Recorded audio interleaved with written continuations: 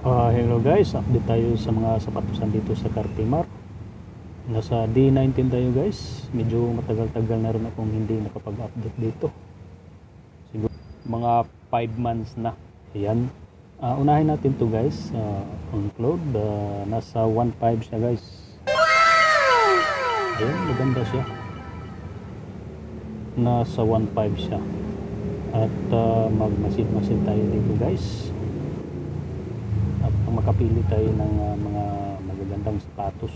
Ayan, napakagaan guys. Hindi ko na tinitignan yung size ng sapatos guys. Kung gusto nyong bumili, punta na lang kayo dito. At pwede pa kayong tumawad sa kanilang mga presyo. Tara guys, samahan nyo ako. Isa-isahin natin itong panoorin. At ayan, ito guys, napakagaan.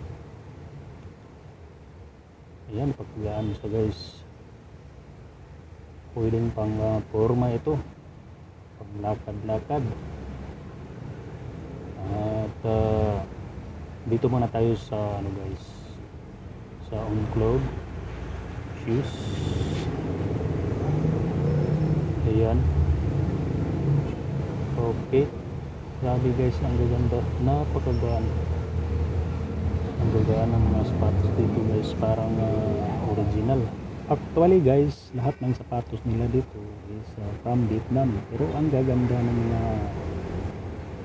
ng quality guys ng sapatos nila dito. Pero guys, sundan mo na ito para makapili ko. Let's go. Dito guys, ginaguide ako guys. Yan. Ito yung Kobe 5. Nasa 1.7 siya guys. 1.7. Tara guys. Maraming salamat sa inyong panunood guys. At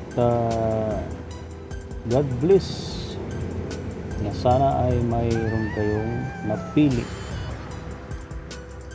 dito sa aking pagbablog. Thank you.